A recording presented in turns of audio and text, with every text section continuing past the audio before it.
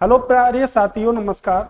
आप सभी का स्वागत है हमारे यूट्यूब चैनल ज्ञान जीएस में। तो हम भाई डेली की बात कर रहे थे, यानी कि वीडियो के प्रैक्टिस सेट की बात कर रहे थे, तो हम वहीं से स्टार्ट करेंगे। आज हमारा प्रैक्टिस सेट नंबर आपके सामने 5 मैं प्रस्तुत कर रहा हूँ।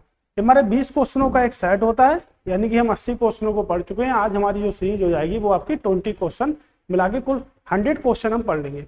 100 क्वेश्चनों को हमने बहुत सारे विस्तार से देखा है, तो प्लीज अगर आपने हमारी प्रीवियस वीडियो को नहीं देखा है तो आप उन सभी वीडियो को क्या करें, देख लें, जिससे आपकी क्या होगी, तैयारी क्या हो जाएगी, बूस्ट हो जाएगी। ऐसा नहीं है कि वीडियो के लिए ही है, ये जितने भी आपके नेक्स्ट ईयर में जो एग्जाम होने वाले हैं, जो भी आगे आने वाले एग्जाम हैं, उन सभी के लिए एक बेस्ट वीडियो के ध्यान में रखते हुए आपके लिए बनाया गया, यानी कि बेस्ट वीडियो है आपके लिए। तो चलिए शुरू करते हैं। जहां पर भी हमारा जीएस का सब्जेक्ट पूछा जा रहा है, उन सभी क्वेश्चनों को समाहित करके आपके सामने मैं 20 क्वेश्चन प्रस्तुत करता हूं। तो आज हमारा जो प्रैक्टिस सेट नंबर है वो आपका है 5। तो आज हम बात करेंगे 5वें प्रैक्टिस सेट की।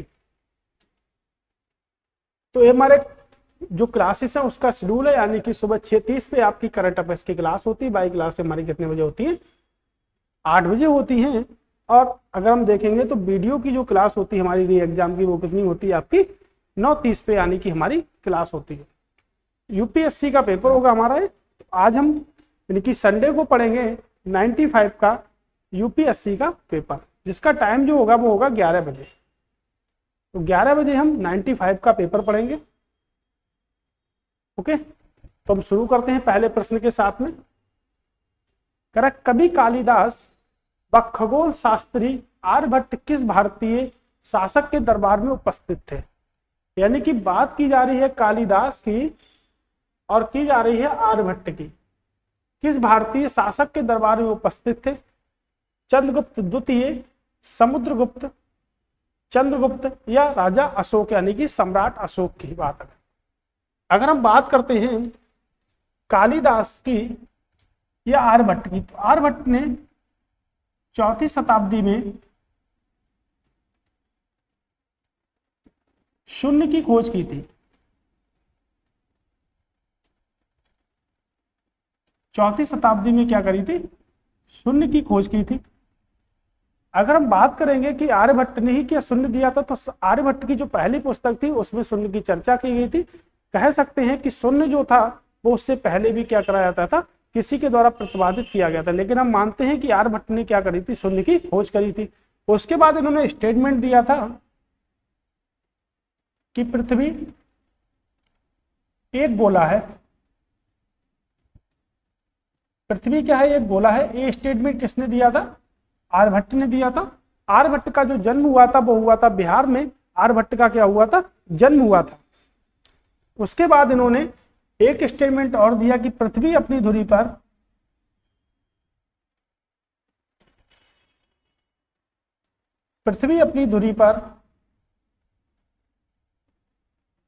पर घूमती है। ये स्टेटमेंट भी दिया था इन्होंने। तो पृथ्वी क्या है? अपनी धुरी पर घूमती है। ये स्टेटमेंट भी किसने दिया था? आर्यभट्ट ने दिया था। तो 4वीं शताब्दी में इन्होंने क्या करा था? शून्य की खोज की थी। अगर हम चंद्रगुप्त द्वितीय की बात करेंगे तो आपके जो चंद्रगुप्त जो द्वितीय हैं, उनके समय में एक यात्री आया था, चीनी यात्री, यानी कि भारत आने वाला चीनी यात्री आपका फाहियान, जो आपके 399 से 415 एडी तक रहा, यानी कि भारत में कुल मिला के 16 वर्षों तक रहा था।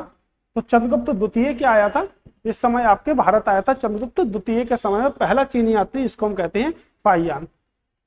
अगर हम बात करेंगे तो इन्हीं के समय में क्या रहते थे? कालिदास रहते थे। और इन्हीं के समय क्या रहते थे? आर्यभट्ट रहते थे। आर्यभट्ट का जो जन्म हुआ था वो कहाँ हुआ था? आपके बिहार में आर्यभट्ट का जन्म हुआ था। तो हम बात करेंगे आर्यभट्ट की कई सारी रचना है, जैसे रघुवंशम, कुमार संभव,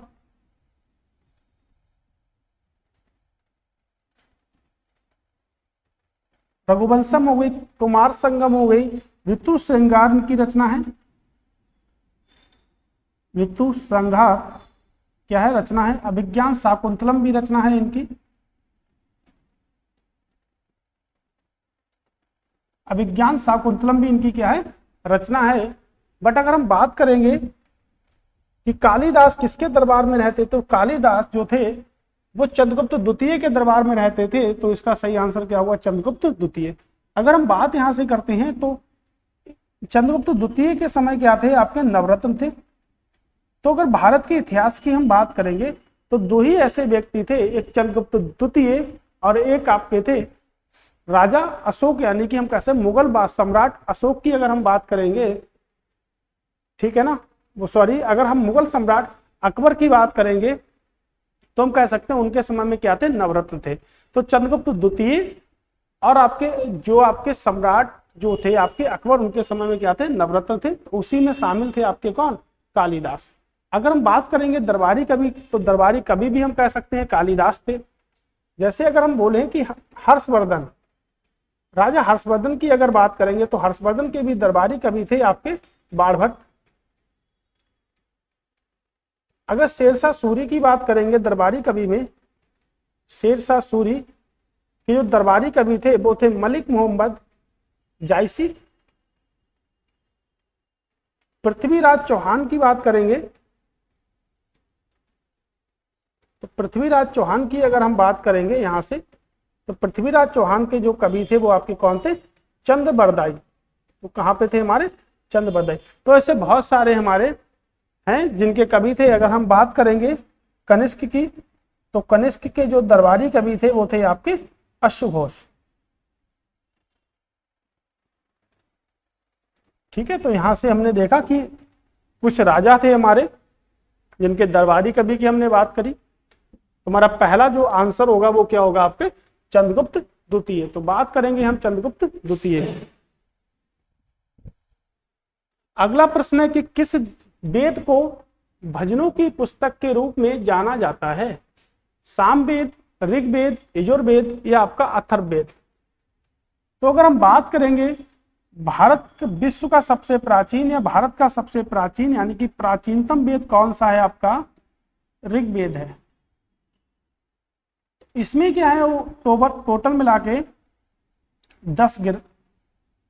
10 मंडल हैं आपके और 1028 क्या है, सूक्त हैं। इसी वेद से हमने क्या करी, गायत्री मंत्र की चर्चा की है। और गायत्री मंत्र की जो रचना की है वो हमें की है विश्वामित्र ने। विश्वामित्र ने क्या करी, गायत्री मंत्र की क्या करा है, गायत्री मंत्र को लिखा है, यानी कि विश्वामित्र के द्वारा गायत्री मंत्र को लिखा गया है। तो अगर हम बात करेंगे तो आपका अथर्ववेद जो है, अथर्व जो वेद है हमारा, वो आपका सबसे नवीनतम वेद है, सबसे नवीनतम वेद है, जिसमें जादू टोना यानी कि तांत्रिक विद्या का क्या करा गया है, उल्लेख किया गया है। तो जादू टोना की चर्चा की गई है। जादू टोना की चर्चा, अगर हमें तांत्रिक चीजों के बारे में जानना है तो हमको पढ़ना होगा अथर्ववेद। तो अगर हम बात करेंगे सबसे प्राचीनतम ग्रंथ कौन सा है, तो वो है आपका ऋग्वेद। अगर हम यहीं से देखते हैं तो अथर्ववेद का जो ब्राह्मण ग्रंथ है उसको हम कहते हैं गोपद। गोपद क्या है, इसका ब्राह्मण ग्रंथ है अथर्ववेद का, जो बहुत ही इंपॉर्टेंट प्रश्न बनता है आपके लिए। अगर ऋग्वेद की बात करेंगे तो ऋग्वेद का जो ब्राह्मण ग्रंथ है वो है आपका ऐतराय ब्राह्मण ग्रंथ है। तो अगर हम इन तीन वेदों को मिला लेते हैं, अगर हम तीनों वेदों को मिला लेते हैं तो इनको हम बोलते हैं वेद यत्री। इन तीनों को हम बोलते हैं वेदित्री। तो वेदित्री में जो शामिल होता है वो हमारा अथर्ववेद शामिल नहीं होता है। तो वेदित्री में हमारा अथर्ववेद शामिल नहीं होता है। तो भजनों की पुस्तक के रूप में हम किसे जानते हैं, तो भजनों की पुस्तक के रूप में हम किसे जानते हैं, सामवेद को जानते हैं। किसको जानते हैं, सामवेद को क्या करते हैं, जानते हैं। ओके, अगला प्रश्न है कि प्रारंभिक बौद्ध ग्रंथों की रचना किसमें की गई है। पूछ रहा है प्रारंभिक बौद्ध ग्रंथों की रचना है वो किस भाषा में की गई है, प्राकृत भाषा, पाली भाषा, संस्कृत भाषा या चित्रलेखीय भाषा। तो बात करते हैं बौद्ध ग्रंथों की। तो अगर हम बात करेंगे बौद्ध ग्रंथों में,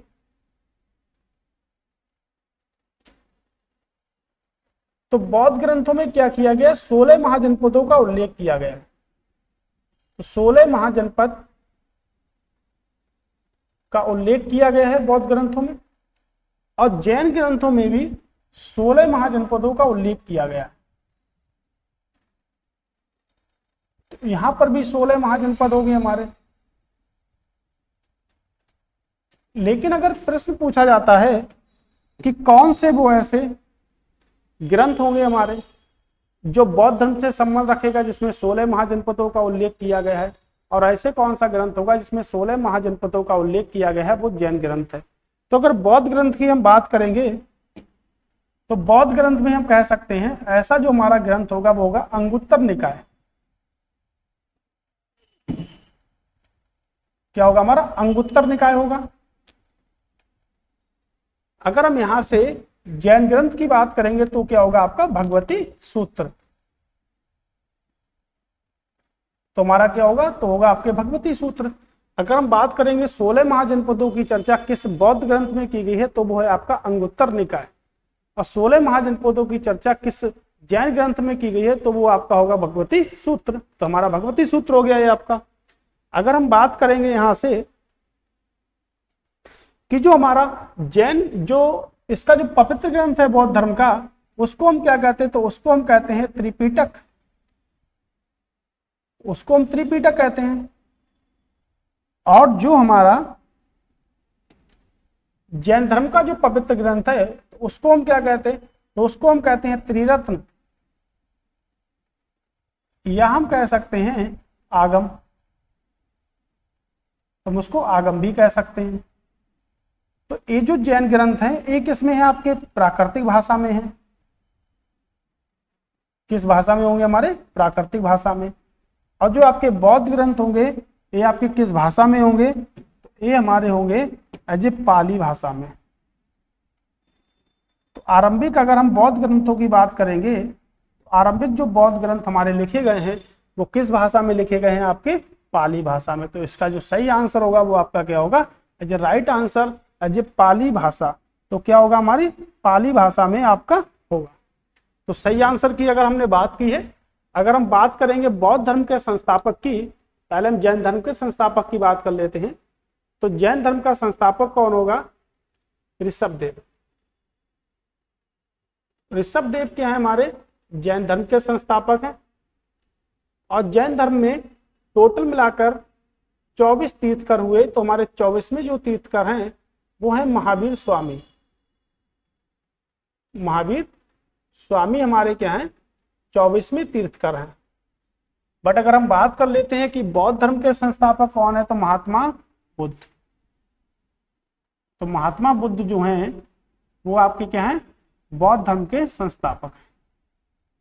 ठीक है, हमने देखा कि हमारे बौद्ध धर्म और हमारे जैन धर्म की जो स्थिति है, जो हमारे ये दोनों जो आपके आते हैं वो अल्पसंख्यक की श्रेणी में आते हैं। तो बौद्ध और जैन जो होते हैं वो हमारे क्या होते हैं, अल्पसंख्यक होते हैं।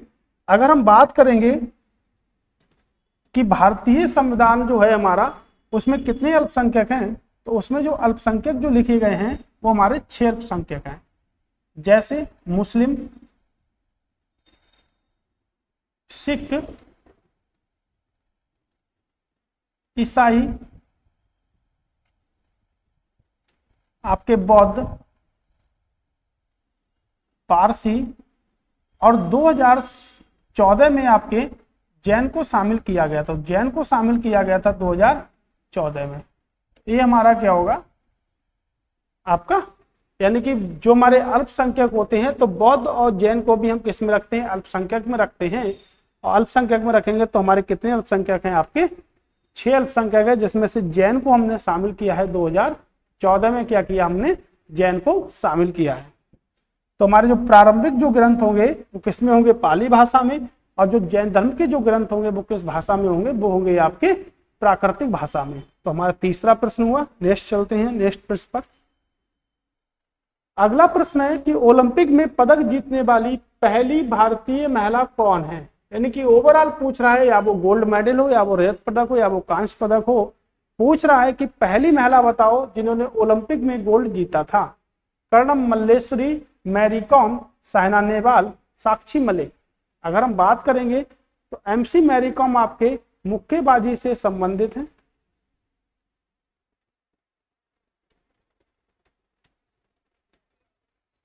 और इनकी एक आत्मकथा है जिसको हम कहते हैं अनब्रेकेबल।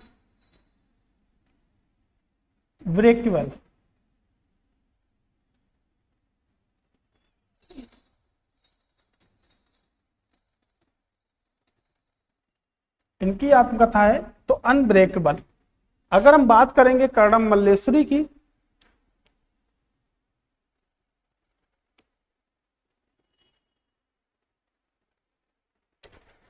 अगर हम बात करेंगे साक्षी मलिक की, तो ओलंपिक में पदक जीतने वाली, ओलंपिक में पदक जीतने वाली पहली महिला पहलवान, ओलंपिक में पदक जीतने वाली पहली महिला पहलवान है आपकी। राइट हो गया हमारा। तो हम सही आंसर की बात करेंगे तो हैं आपके कर्णम मल्लेश्वरी। इन्होंने क्या करा, 2000 में सिडनी में जीता था। कहां पर जीता था आपके, सिडनी में जीता था। सिडनी की अगर हम बात करेंगे तो सिडनी आपका कहां पर है, आपकी ऑस्ट्रेलिया में। तो इन्होंने क्या करा, 2000 में ऑस्ट्रेलिया में जीता था, सिडनी में। ऑस्ट्रेलिया की बात करेंगे तो ऑस्ट्रेलिया की जो कैपिटल है वो है आपकी कैनबरा। अब मुद्रा की बात कर रहे हैं तो वो है आपकी डॉलर। तुम्हारा राइट आंसर क्या होगा, राइट आंसर हमारा होगा कर्णम मल्लेश्वरी। ठीक है, अगले प्रश्न की ओर चल। अब हम देखेंगे क्वेश्चन नंबर 5 को। हमारा क्वेश्चन नंबर 5 क्या कह रहा है, हैली का धूमकेतु लगभग कितने वर्षों में एक बार दिखाई देता है। ऑप्शन है ए आपका 84 वर्ष, 76 वर्ष, 24 वर्ष और है 48 वर्ष। अगर हम बात करेंगे धूमकेतु की, तो धूमकेतु हम किसे कहते हैं, पहले हम थोड़ा सा ये समझ लेते हैं कि धूमकेतु किसे कहेंगे। तो सौरमंडल का वह निकाय है जो पत्थर, आपके बर्फ, गैस या धूल के कणों से मिलकर क्या होते हैं, छोटे छोटे जो टुकड़े होते हैं उनको हम क्या कहते हैं, धूमकेतु कहते हैं। जैसे आपका हो गया पत्थर, धूल, बर्फ, आपके छोटे छोटे टुकड़े होते हैं उनसे मिलकर बना होता है। यानी कि हम इसमें शामिल कर सकते हैं गैस को भी, इनसे मिलकर आपका बना होता है। ठीक है, अगर हम बात करेंगे धूमकेतु की, तो धूमकेतु को हम पुच्छल तारा भी कहते हैं। धूमकेतु को हम पुच्छल तारा भी कहते हैं।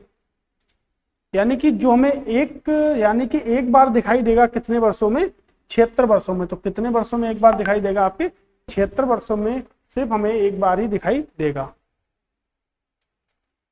अगला प्रश्न है हमारा कि विद्वान अलबरूनी द्वारा लिखित प्रसिद्ध पुस्तक है किताब उल हिंद, हिंदुस्तानी, अल हिंदुस्तानी या शेर ही हिंद।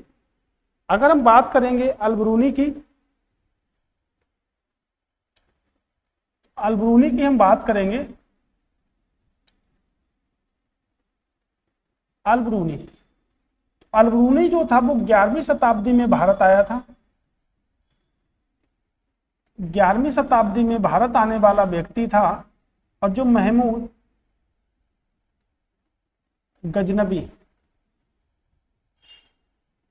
गजनबी के समय भारत आया था। अलबरूनी का जो जन्म हुआ था वो जन्म हुआ था आपके उज्बेकिस्तान में। उज्बेकिस्तान में क्या हुआ था, जन्म हुआ था। और महमूद गजनबी के समय क्या आए थे, भारत आए थे। तो एक जो चल रही थी वो हमारी 11वीं शताब्दी चल रही थी। महमूद गजनबी ने भारत पर 17 बार आक्रमण किया था। ओके, अगर हम बात करेंगे तो अलबरूनी की एक पुस्तक है जिसको हम कहते हैं किताब उल हिंद। किताब उल हिंद हम पुस्तक कहते हैं जो आपकी अरबी भाषा में लिखी गई है। इसका ट्रांसलेशन भी किया गया है। अगर हम अंग्रेजी ट्रांसलेशन की बात करेंगे तो इसका जो अंग्रेजी में जो ट्रांसलेशन किया है वो किया है सचाऊ ने, किया है आपके सचाऊ ने क्या करा है, अंग्रेजी में ट्रांसलेट किया है। अगर बात करेंगे हिंदी में किसने ट्रांसलेट किया है, तो हिंदी में किया है रजनीकांत शर्मा ने। रजनीकांत शर्मा ने क्या करा, हिंदी में ट्रांसलेट इस पुस्तक को किया है। अगर हम बात करेंगे कि पहले व्यक्ति बताओ या पहला व्यक्ति बताओ जिसने पुराणों का अध्ययन किया है, तो ऐसा पहला व्यक्ति आपका अलबरूनी है। इनकी पुराणों का अध्ययन करने वाला, पुराणों का अध्ययन करने वाला पहला मुस्लिम, अध्ययन करने वाला पहला मुस्लिम व्यक्ति की अगर हम बात करेंगे तो वो हमारे कौन होंगे, अलबरूनी। तो पुराणों का अध्ययन करने वाला पहला मुस्लिम कौन, अलबरूनी। तो पुराणों की अगर हम संख्या की बात करेंगे तो पुराणों की संख्या आपके 18 है, और सबसे जो पुराना, सबसे प्राचीन जो पुराण है वो हमारा क्या है, मत्स्य पुराण है। तो सबसे प्राचीन जो पुराण है वो क्या हमारा मत्स्य पुराण है। अगर हमने देखा कि उपनिषदों, अगर पुराणों का अध्ययन करने वाला पहला मुस्लिम व्यक्ति जो थे वो कौन है, हमारे अलबरूनी है, जिन्होंने किताब उल हिंद की रचना करी। अगर हम बात करते हैं कि उपनिषदों का अध्ययन करने वाला पहला मुस्लिम कौन है, तो उपनिषदों का अध्ययन करने वाला पहला मुस्लिम कौन है, आपके दारा शिकोह। तो दारा शिकोह उपनिषदों का अध्ययन करने वाले पहले मुस्लिम व्यक्ति हैं जिन्हें लघु अकबर के नाम से जाना जाता है। तो हमारा इस तरह जो आंसर होगा वो क्या होगा, किताब उल हिंद। हमने देखा कि पुराणों का अध्ययन करने वाला पहला मुस्लिम, उपनिषदों का अध्ययन करने वाला पहला मुस्लिम दारा शिकोह जो थे, जिन्हें लघु अकबर के नाम से जाना जाता है। अगला प्रश्न है हमारा कि निम्नलिखित में से कौन योजना आयोग का पदेन अध्यक्ष होता है। बात करी जा रही है योजना आयोग का पदेन अध्यक्ष कौन हो सकता है या होता है, गृह मंत्री, योजना व विकास मंत्री, वित्त मंत्री या प्रधानमंत्री। तो योजना आयोग की अगर बात करेंगे तो योजना आयोग की जो स्थापना हुई है वो हुई 15 मार्च 1950 को योजना आयोग बना, जिसमें जो अध्यक्ष का जो पद होता है वो कौन होता है, वो होते हैं प्राइम मिनिस्टर ऑफ इंडिया, यानी कि प्रधानमंत्री क्या होते हैं, योजना आयोग के अध्यक्ष होते थे। लेकिन अब इसको क्या कर दिया गया है, अब योजना आयोग को क्या कर दिया गया है, बंद कर दिया गया है। तो जो इसके उपाध्यक्ष होते हैं उनकी नियुक्ति कौन करता है, तो उनकी नियुक्ति कौन करता है, उपाध्यक्ष की। तो उपाध्यक्ष की जो नियुक्ति करते हैं वो करते हैं प्रधानमंत्री। और योजना आयोग के अगर पहले उपाध्यक्ष की बात करेंगे तो गुलजारी लाल नंदा हमारे योजना आयोग के पहले उपाध्यक्ष थे। अगर पहले अध्यक्ष की हम बात करते हैं तो पहले जो हमारे अध्यक्ष हैं वो कौन है, पंडित जवाहरलाल नेहरू। तो पीटी नेहरू क्या है, हमारे पहले योजना आयोग के अध्यक्ष थे। भारत के पहले प्रधानमंत्री कौन थे, पंडित जवाहरलाल नेहरू थे। तो वही योजना आयोग के पहले अध्यक्ष थे। अगर उपाध्यक्ष की बात करेंगे तो उपाध्यक्ष हमारे गुलजारी लाल नंदा, जो योजना आयोग के पहले उपाध्यक्ष थे। अब योजना आयोग ने क्या करा, पंचवर्षीय योजनाओं को शुरू कर दिया। तो पंचवर्षीय योजनाएं जो शुरू की गई वो किसके द्वारा शुरू की गई, योजना आयोग के द्वारा। तो पहली जो पंचवर्षीय योजना थी वो 1951 से लेके 1956 तक चली थी। दूसरी पंचवर्षीय योजना की बात करेंगे तो 56 से लेके 61 तक चली थी। और तीसरी पंचवर्षीय योजना की बात करेंगे तो 1966 तक चली थी। तो 61 से लेके 1966 तक हमारी तीसरी पंचवर्षीय योजना चली थी। अगर हम बात यहां से कर सकते हैं तो पहली पंचवर्षीय योजना का जो आधार था वो क्या था, कृषि था। इसमें जो आधार रखा गया था वो क्या था, औद्योगिक क्षेत्र थे। और तीसरी जो पंचवर्षीय योजना थी वो आपके खाद्यान्नों से संबंधित थी। यानी कि यहां से हमने निकाला कि हरित क्रांति की शुरुआत 1965 और 66 में तीसरी पंचवर्षीय योजना में की गई थी। तो हमने देखा कि इस प्रश्न का जो आंसर होगा वो क्या होगा, आपके प्रधानमंत्री। तो योजना आयोग का जो पदेन अध्यक्ष होता है वो कौन होते हैं, आपके प्रधानमंत्री। अब क्या करा गया, अब योजना आयोग को बंद कर दिया गया और इसके स्थान पर एक नया निकाय बना दिया गया जिसको हम कहते हैं नीति आयोग। नीति आयोग की बात करेंगे तो 1 जनवरी 2015 को क्या हुई, इसकी स्थापना हुई और इसका जो मुख्यालय बनाया गया वो आपके नई दिल्ली में। तो इसके भी जो पदेन अध्यक्ष होंगे वो कौन होंगे, भारत के प्रधानमंत्री क्या होंगे, इसके पदेन अध्यक्ष होंगे। तो राइट आंसर हमारा ऑप्शन नंबर डी। कह रहा जब नदी मैदान में प्रवेश करती है, यानी कि नदी जब मैदान में प्रवेश करती है तो यह मुड़ जाती है और बड़े मोड़ बनाकर बहती है, तो जो कहलाता है वो क्या कहलाता है, बाढ़ का मैदान, विसर्प, चप झील या तटबंध। बात करेंगे तो इसका जो सही आंसर होगा वो आपके सामने ही है, यानी कि आप लोगों को भी पता होगा, यानी कि उसको क्या कहते हैं, हम विसर्प के नाम से जानते हैं। तो अगर नदी की बात करेंगे तो नदियां जो हमारी होती हैं, अगर भारत के मानचित्र की अगर हम बात कर लेते हैं तो ये आपका क्या है, ये आपका अरब सागर है, और ये आपका इस साइड में क्या है, आपके बंगाल की खाड़ी। तो बे ऑफ बंगाल यानी कि बंगाल की खाड़ी है ये, और ये आपका क्या है, ये आपका हिंद महासागर है, ये आपका हिंद ओशियन है। तो अगर हम बात करेंगे जो नदियां आपकी पश्चिम दिशा की ओर बहेंगी वो कहाँ गिरेंगी, अरब सागर में गिरेंगी। तो नर्मदा, ताप्ती, सिंधु नदी जो है वो आपकी कहाँ गिरती हैं, अरब सागर में गिरती हैं। और जो नदियां पूरब दिशा की ओर बहेंगी वो कहाँ गिरेंगी, आपकी वो आपकी बंगाल की खाड़ी में गिरेंगी। तो जो नदियां बंगाल की खाड़ी में गिरेंगी वो आपके डेल्टा का निर्माण करेंगी, और जो नदियां अरब सागर में गिरेंगी वो आपके ऐश्वरी का क्या करेंगी, निर्माण करेंगी। तो इसका सही आंसर क्या होगा, विसर्प। अगला प्रश्न है, जब भारत में रात के 8:30 होते हैं या 8:30 बजते हैं तो इंग्लैंड का मानक समय क्या होगा। बात कर रहा है एज ए स्टैंडर्ड टाइम की। स्टैंडर्ड टाइम की क्या कर रहा है, बात कर रहा है, यानी कि मानक समय की बात कर रहा है। तो जो हमारी 82 से ही 1/2 जो रेखा होती है उसको हम क्या कहते हैं, उसको हम कहते हैं मानक समय रेखा। मानक समय रेखा हम उसको कहते हैं। ओके, हमने देखा अगर हम इसको मानक समय रेखा कहेंगे तो ये भारत के राज्यों से भी गुजरती होगी आपके, और ये क्या करती है, 8:30 बजे, यानी कि भारत की जो मानक समय रेखा है वो कहां से गुजरती है, इलाहाबाद के नैनी से होकर गुजरती है। तो उत्तर प्रदेश भी मानक समय रेखा गुजरती है। उत्तर प्रदेश में जो एंगल कितना बनाती है, 82.5 डिग्री का क्या करती है, हमको एंगल बना के देती है। तो अगर बात करेंगे तो पृथ्वी की अगर हम बात कर लेते हैं, पृथ्वी की यहां से, तो पृथ्वी को अगर हम बना लेते हैं तो पृथ्वी की अगर हम ऐसे करके बात आपसे कर लेते हैं तो पृथ्वी की जो घूमने की जो दिशा है अगर हम बात करेंगे तो पृथ्वी क्या है आपकी कुछ इस टाइप से है, यानी कि ये नॉर्थ है आपका, ये साउथ है, ये ईस्ट है, और ये क्या है आपकी वेस्ट है। तो ये क्या करती है, पृथ्वी हमारी घूम रही है। तो अगर पूछा जाता है कि पृथ्वी किधर से किधर की साइड में घूमती है, तो पृथ्वी आप देखिएगा यहां से, पृथ्वी जो होती है वो हमारी कैसे घूमती है, तो पृथ्वी जो हमारी घूमती है वो कैसे घूमती है, तो पृथ्वी घूमती है पश्चिम से पूर्व की ओर। तो पृथ्वी के घूमने की जो दिशा है वो कैसी है आपकी, पश्चिम से पूर्व। तो पश्चिम से पूर्व घूमती है पृथ्वी हमारी, पश्चिम से पूर्व घूमती है। क्यों, अगर हम यहां से यहां की बात करेंगे तो ये आपका कितना हो गया, ये आपका 90 डिग्री हो गया, ये आपका 90 डिग्री हो गया, और ये भी आपका कितना हो गया 90 डिग्री, ये भी तो 90 डिग्री हो गया। यानी कि टोटल पृथ्वी कितना 24 घंटे, तो 24 घंटे में कितना घूमेगी, 360 घूमेगी।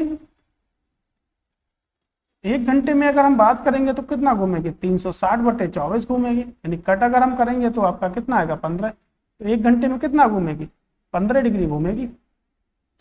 अगर हम बात कर लेते हैं कि 60 मिनट होते हैं 1 घंटे में, 15 डिग्री हो गया, तो हम कह रहे हैं 15 चौको 60, यानी कि 4 मिनट किसके बराबर होगा, 1 डिग्री के बराबर होगा। तो हम कह सकते हैं कि 2 देशांतरों के मध्य जो समय अंतराल होता है वो कितना होता है आपके, 1 डिग्री का होता है। तो 4 मिनट का होता है। 2 देशांतरों के मध्य जो समय अंतराल होता है वो कितना होता है आपका, 4 मिनट का होता है। ओके, तुम्हारा राइट आंसर क्या होगा ये देख लेते हैं। तो 5.5 घंटे क्या है, आगे है, यानी कि 5 घंटे 30 मिनट क्या है आपका आगे है। तो हम 8 बजे की अगर बात करेंगे और 5 घंटे 30 मिनट को अगर हम इसमें से कम कर देंगे तो हमारा जो टाइम होगा वो क्या होगा, अगर 8 बज रहा है हमारा, तो 8 जो हमारा बज रहा है तो AM होगा या PM होगा, बात तो ये भी है। तो जो 8 जो हमारा बचता है वो सुबह का या शाम का बचता है। तो अगर हम बात करेंगे तो ये 24 आवर्स की घड़ी की हम बात करते हैं, यानी कि 12 के बाद क्या बजेगा आपका 1 बजेगा।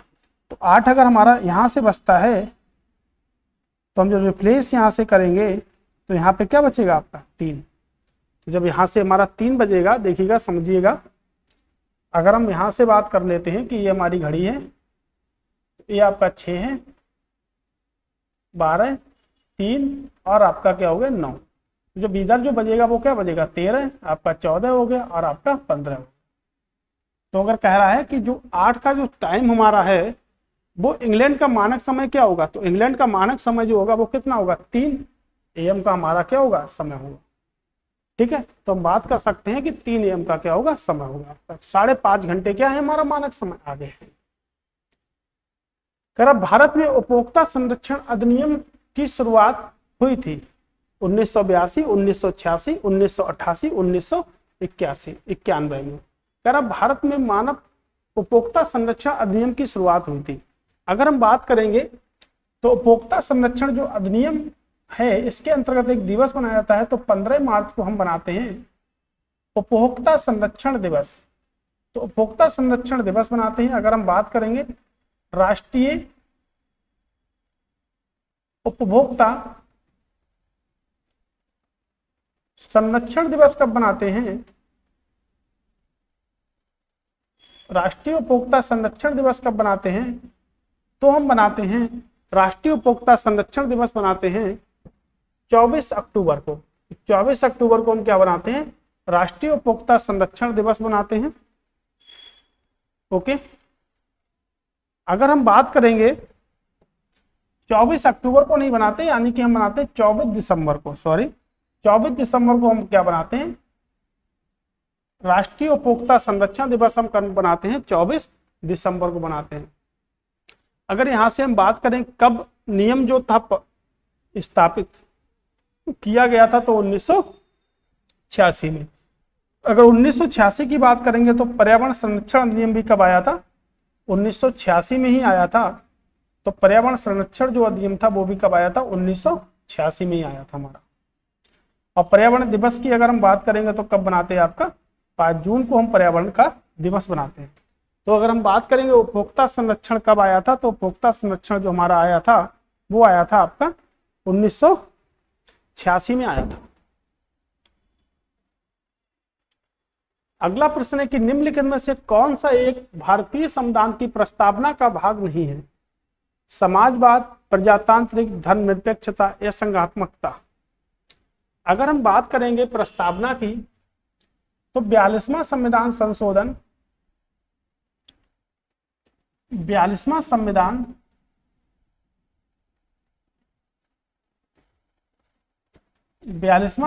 संशोधन 1976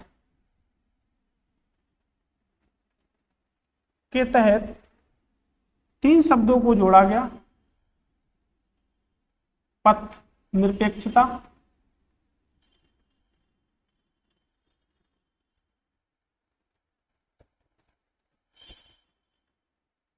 धर्मनिरपेक्षता, ये आपकी एक ही बात हो सकती है। उसके बाद अगर हम बात करेंगे तो समाजवाद,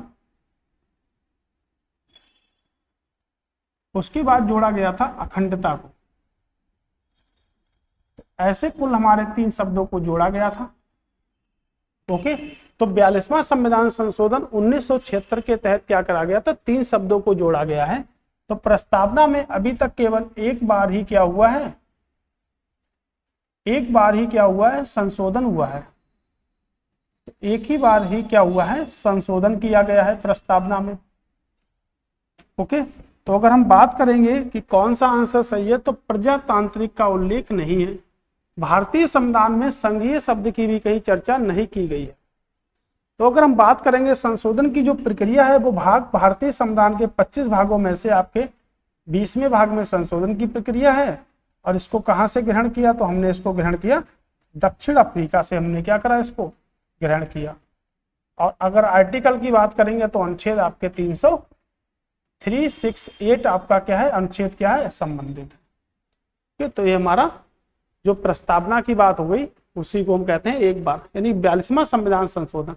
तो 42वां संविधान संशोधन के अकॉर्डिंग मूल कर्तव्यों को भी जोड़ा गया है।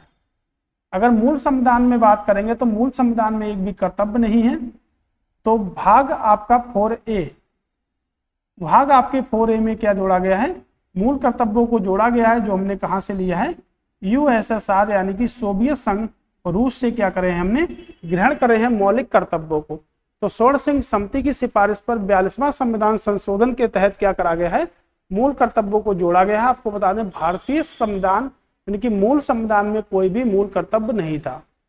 उसके बाद मूल कर्तव्यों की संख्या थी 10, यानी कि प्रारंभ में 8 जोड़े गए, फिर 2 और बढ़ाए गए। अभी जो हाल ही में संख्या है वो कितनी है, हमारे जो मूल कर्तव्य है उनकी संख्या है 11, जिसमें शिक्षा का अधिकार जोड़ा गया था। करें निम्नलिखित में से कौन सा स्थल प्रागैतिहासिक चित्रकला के लिए प्रसिद्ध है, सांची, भीमबेटका या अमरावती या आपका बाग। प्रागैतिहासिक काल के लिए प्रसिद्ध है। तो अगर हम देखेंगे सांची के स्तूप की अगर हम बात करेंगे तो इसको सम्राट अशोक के द्वारा बनाया गया था और इसे विश्व विरासत सूची में शामिल किया गया है 1989 में।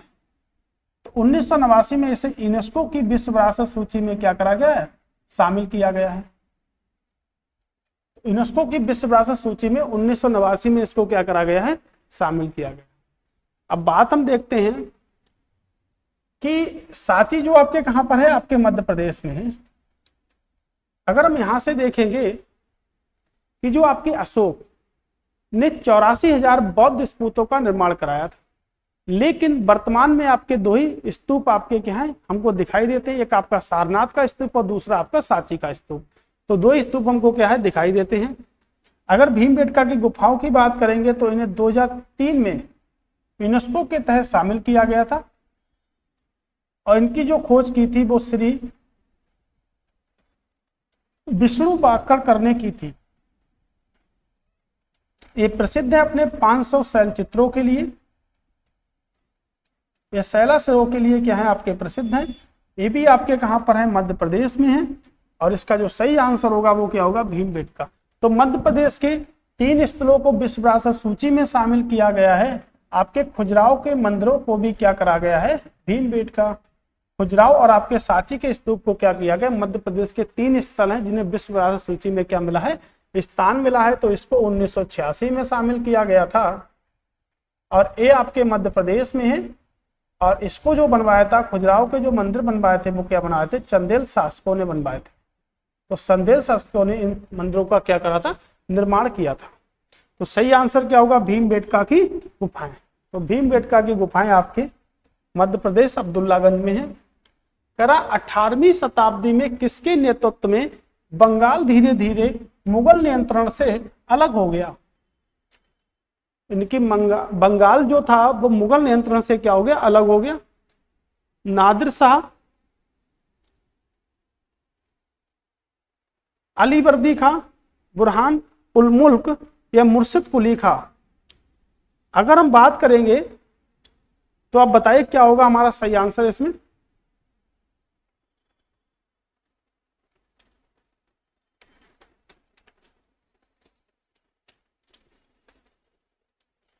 अगर हम बात करेंगे बंगाल के प्रथम नवाब,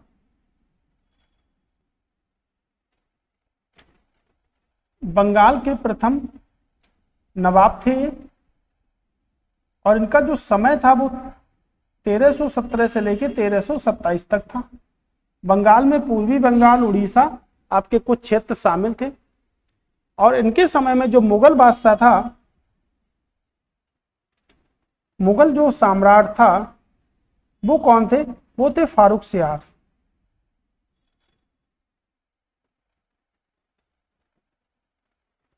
फारूक सियार थे। इनका जो समय था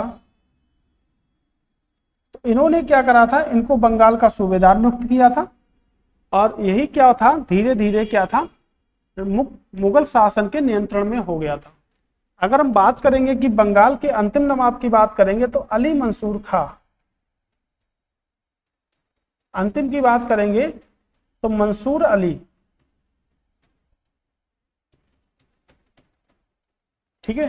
अगर हम बात करते हैं नादिर शाह की, तो नादिर शाह ने क्या करा था, 1739 में दिल्ली को बहुत ही बुरी तरह से लूटा था और दिल्ली से सब भी सोने जेवरात जो भी थे वो लेके क्या करा गया था, भाग गया। तो नादिर शाह का एक आक्रमण ऐसा आक्रमण था जो दिल्ली में पूरी दिल्ली को लूट के लेके चला गया था नादिर शाह। तो अगर बात करेंगे तो आपका सही आंसर होगा मुर्शिद कुली खान।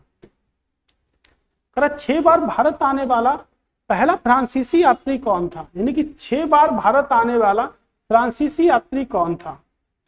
मुल्की, बार्नियर, थाबेनोट या ट्रेवेनियर।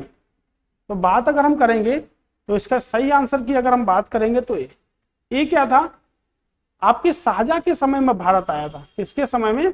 शाहजहां के समय भारत आया था। और ये भारत आने वाला 6 बार आया था। और ये शाहजहां को शासन पीरियड जो है वो आपका 1627 से लेके 1658 तक। तो शाहजहां के समय सबसे ज्यादा बार क्या आया था, भारत आया था ये आपके।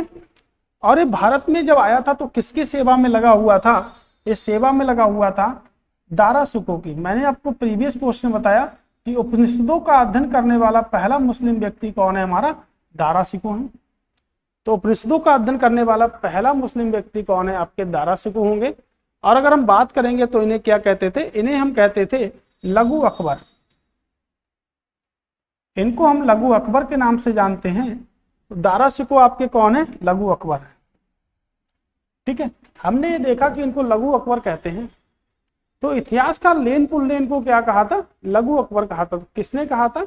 लेनपुल ने। तो एक इतिहासकार था लेनपुल, उन्होंने क्या कहा? इन्हें लघु अकबर कहा था क्योंकि उनकी नीतियां जो थी वो अकबर के क्या थी? समान थी। अगर हम बात करेंगे तो ये जो यात्री जो है जो 1630 से लेके 1668 तक क्या रहे? भारत में रहे। अगर हम बात करेंगे आए तो यहाँ पे आपके शाहजहां के समय में थे, उसके बाद कहाँ चले गए? आपके औरंगजेब के समय में ये अंतिम बार आए थे, उसके बाद भारत आना इनका नहीं हुआ। तो 6 बार भारत आए थे।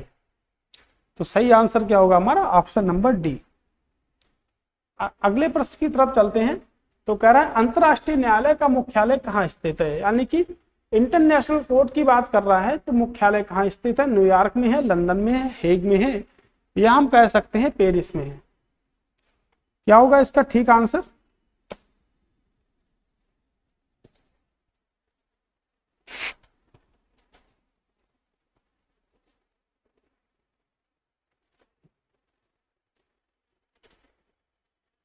तो अगर हम इसके सही आंसर की बात करेंगे तो उससे पहले देख लेते हैं कि अंतरराष्ट्रीय न्यायालय जो है वो आपके संयुक्त राष्ट्र संघ का क्या है? एक अंग है।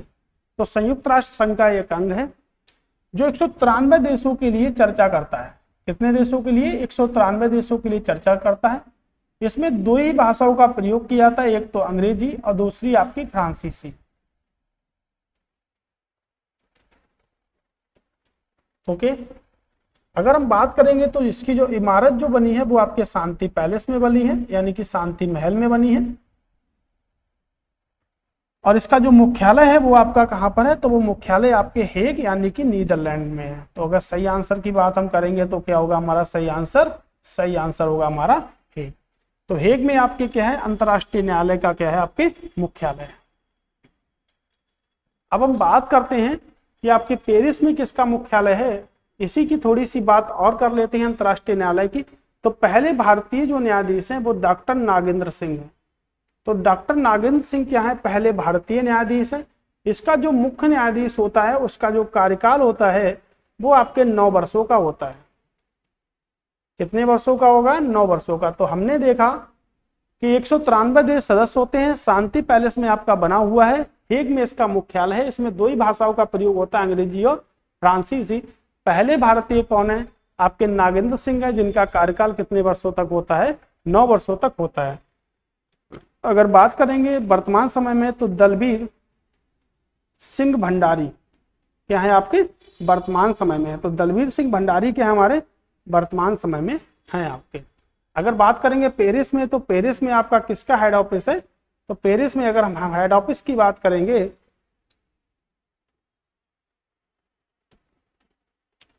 तो पेरिस में बात करेंगे आपके यूनेस्को। यूनेस्को का जो मुख्यालय है वो आपके कहां पर है? आपके पेरिस में है। तो यूनेस्को का मुख्यालय आपके पेरिस में है। न्यूयॉर्क में बात करेंगे तो आपके यूनाइटेड नेशन का मुख्यालय कहाँ पर है, आपके न्यूयॉर्क में, तो इसका सही आंसर होगा वो क्या होगा आपका हेग। तो अंतर्राष्ट्रीय न्यायालय का जो मुख्यालय है वो कहाँ है आपके नीदरलैंड्स आपके हेग में है। जिसके जो चीफ जस्टिस होते हैं उनका जो कार्यकाल होता है वो कितने वर्षों का होता है, 9 वर्षों का होता है। कह रहा है वायुमंडल की निम्नलिखित में से कौन सी परत रेडियो तरंगों के संचरण में मदद करती है, मध्य मंडल, बाह्य वायुमंडल या बहिमंडल या समताप मंडल। अगर हम बात करेंगे रेडियो मंडल की तो रेडियो दिवस हम मनाते हैं 13 फरवरी को, तो फिर 13 फरवरी को हम रेडियो दिवस मनाते हैं। और समताप मंडल की अगर हम बात करते हैं तो हमारी जो वायुमंडल की सबसे निचली जो परत होती है उसको हम कहते हैं क्षोभ मंडल, अंग्रेजी में बोलेंगे तो हम उसको कहते हैं ट्रोपोस्फीयर।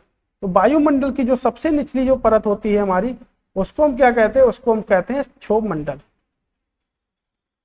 अगर इससे ऊपर की परत की बात करेंगे तो उसको हम कहते हैं समताप मंडल। तो क्षोभ मंडल और समताप मंडल होता है हमारा, यानी कि क्षोभ मंडल में क्या होती है, जितनी भी मौसमी घटना होती है, जैसे तूफान आना, बारिश का होना, चक्रवात आना, वो सब हमारे कहाँ आते हैं, वो सब हमारे क्षोभ मंडल में आते हैं। तो वायुमंडल की सबसे निचली परत आपकी क्या है, ट्रोपोस्फीयर यानी कि क्षोभ मंडल है। अगर हम बात करेंगे कि कौन सी परत होती है जो मौसमी घटनाओं से मुक्त होती है तो उसको हम क्या कहते हैं, स्ट्रेटोस्फीयर यानी कि उसको हम कहते हैं समताप मंडल। तो समताप मंडल की अगर हम बात करेंगे तो समताप मंडल में ही उड़ते हैं आपके क्या, वायुयान। तो वायुयान आपके किस मंडल में उड़ते हैं, समताप मंडल में उड़ते हैं। तो क्षोभ मंडल सबसे निचली परत हो गई और आपकी दूसरी परत क्या हो गई, आपके समताप मंडल, जिसमें वायुयान उड़ते हैं। मौसमी घटनाओं से क्या होती है, ये परत पूरी तरह से मौसमी घटनाओं से क्या होती है, मुक्त होती है। तो अगर हम सही बात करेंगे तो रेडियो तरंगों का जो संचरण होता है वो किसमें होता है, आपके ऑप्शन नंबर बी यानी कि बाह्य वायुमंडल में क्या होता है, रेडियो तरंगों का संचरण होता है। ठीक है। कह रहे जूलू क्या है, दक्षिण अफ्रीका की एक जनजाति है, दक्षिण अफ्रीका की एक भाषा है, दक्षिण अफ्रीका का एक राष्ट्रीय पशु है, दक्षिण अफ्रीका का एक परंपरागत नृत्य है, ये भी हम बोल सकते हैं। ठीक है। अब हम बात करेंगे, यानी कि ये तो हमको पता चल गया कि जूलू जो है वो क्या है, दक्षिण अफ्रीका से ही है। तो अगर बात हम कर लेते हैं दक्षिण अफ्रीका की, तो दक्षिण अफ्रीका की जो कैपिटल है वो है आपकी, कई सारी कैपिटल है जैसे प्रोटोरिया, केप टाउन भी यहाँ की क्या है आपकी कैपिटल है। तो केप टाउन को भी हम लिख सकते हैं। अगर हम बात करते हैं दक्षिण अफ्रीका की, जिसको हम बोल सकते हैं साउथ अफ्रीका। अगर हम बात करेंगे इसकी सीमा कितने देशों से लगती है, तो नामीबिया से इसकी सीमा लगेगी, बोत्सवाना से इसकी क्या लगेगी, सीमा लगेगी, और जिम्बाब्वे से भी इसकी सीमा लगती है। तो जिम्बाब्वे से भी क्या लगती है, इसकी सीमा लगती है। तो हमने देखा कि हमारी जो किससे संबंधित होगा, तो संबंधित होगा आपके, यानी कि अगर हम संबंधित की बात करेंगे तो संबंधित होगी आपकी दक्षिण अफ्रीका की एक जनजाति है। मोस्ट इंपॉर्टेंट प्रश्न है जूलू। अगर हम बात करेंगे और भी एक देश है जिससे लगती है, जिसको हम कहते हैं मोजाम्बिक। तो मोजाम्बिक से भी क्या लगती है, सीमा लगती है। ठीक है। तो हमने देखा इसका सही आंसर क्या होगा, ऑप्शन नंबर ए हमारा क्या होगा, राइट आंसर होगा। ठीक है। चलते हैं अगले प्रश्न की ओर। अगला प्रश्न है कि कथन ए और बी निम्नलिखित वनस्पतियों में से किसकी विशेषता बताते हैं। तो विशेषता की बात करता है, यह वनस्पति उत्तरी गोलार्ध के उच्च अक्षांशों 50 से 70 डिग्री के मध्य पाई जाती हैं। इसे टैगा वन के नाम से जाना जाता है। ऑप्शन है आपका शंकुधारी वन, भूमध्य सागरीय वनस्पति वन, शीतोष्ण घास स्थल या शीतोष्ण पर्णपाती वन। क्या होगा इसका ठीक आंसर, आप ध्यान से देखिएगा क्वेश्चन को।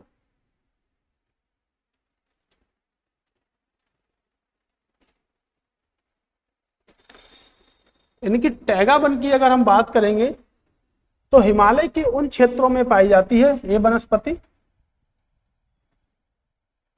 हिमालय के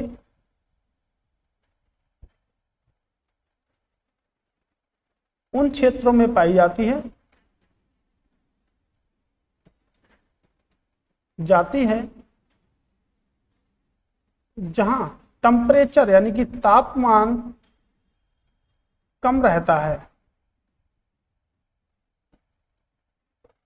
जहां तापमान होता है बहुत कम होता है या तापमान कम होता है वहां पाई जाती है। तो इसका सही आंसर होगा आपका शंकुधारी वन। तो हम कह सकते हैं देवदार के जो वृक्ष होते हैं वो भी इन वनों की क्या होती है, विशेषता होते हैं शंकु, यानी कि कुछ इस टाइप से हमारा होगा, ठीक है ना। तो कुछ इस टाइप से हम कह सकते हैं, क्योंकि इस टाइप से हमारे हो सकते हैं, यानी कि नुकीले होते हैं हमारे। अब भारत का प्रतिस्पर्धा आयोग किस प्रकार का निकाय है? संवैधानिक निकाय है, वैधानिक निकाय है, एकल सदस्यीय निकाय है या निजी निकाय है? हम समझेंगे संवैधानिक निकाय। तो संवैधानिक निकाय हम उन्हें कहते हैं जिनकी चर्चा संविधान के अंतर्गत की जाती है। तो जिनकी चर्चा संविधान के अंतर्गत की जाती है, यानी कि जो स्वतंत्र होते हैं, जो क्या होते हैं, खुद की पावर में होते हैं, उनको हम क्या कहते हैं, संवैधानिक निकाय। तो अगर वैधानिक निकाय हम किसे कहेंगे, इससे पहले हम समझ लेते हैं गैर संवैधानिक निकाय किसे कहते हैं। तो गैर संवैधानिक निकाय हम उन्हें कहते हैं जिनकी चर्चा भारतीय संविधान में नहीं है। उसके बाद हम समझते हैं वैधानिक किसे कहते हैं। तो वह निकाय जिसको संसद के किसी एक्ट के द्वारा भारतीय संविधान में शामिल किया जाता है, यानी कि संसद के किसी एक्ट के द्वारा भारतीय संविधान में शामिल किया जाता है, तो उसको हम कहते हैं वैधानिक निकाय। अगर हम बात करेंगे भारत का प्रतिस्पर्धा जो आयोग है, इसको संसद के एक अधिनियम के द्वारा स्थापित किया गया। तो संसद के एक अधिनियम के द्वारा स्थापित किया गया, एक्ट था 2002, लेकिन इसको लागू किया गया 2009 से। तो हमारा क्या है, एक वैधानिक निकाय है। तो आंसर क्या होगा, option number B right answer हमारा होगा। ओके, अगले प्रश्न की ओर बढ़ते हैं। कर राष्ट्रीय अनुसूचित जनजाति आयोग का उल्लेख निम्नलिखित में से किस अनुच्छेद के तहत किया जाता है? तो राष्ट्रीय अनुसूचित जनजाति का जो उल्लेख है वो किस अनुच्छेद के तहत किया जाता है? अनुच्छेद 173, 249 ए, 36 बी या 338 ए, किसके अंतर्गत किया जाता है? तो आप बताइए क्या होगा इसका आंसर।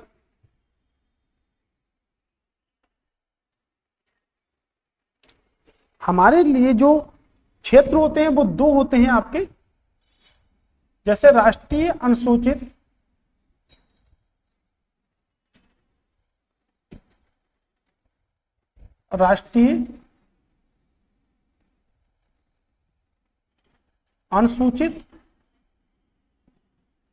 जाति आयोग। उसके बाद अगर हम बात करेंगे तो राष्ट्रीय अनुसूचित जाति आयोग, देखिए यहां हम बात करेंगे तो अनुच्छेद 338 ए की हम बात करते हैं, और यहां अगर हम बात करेंगे तो अनुच्छेद 338 की बात करते हैं। यानी कि इसमें जो हमसे पूछा है वो क्या पूछा है, राष्ट्रीय अनुसूचित जनजाति के बारे में हमसे पूछा है। तो हमारा सही आंसर होगा वो होगा ऑप्शन नंबर डी, हमारा क्या होगा, राइट आंसर होगा। ओके, तो चलिए अगले प्रश्न की ओर चलते हैं। तो आज की कहानी हमारी यहीं तक है, फिर से मिलेंगे हम नेक्स्ट प्रैक्टिस सेट के साथ में। तब तक के लिए धन्यवाद।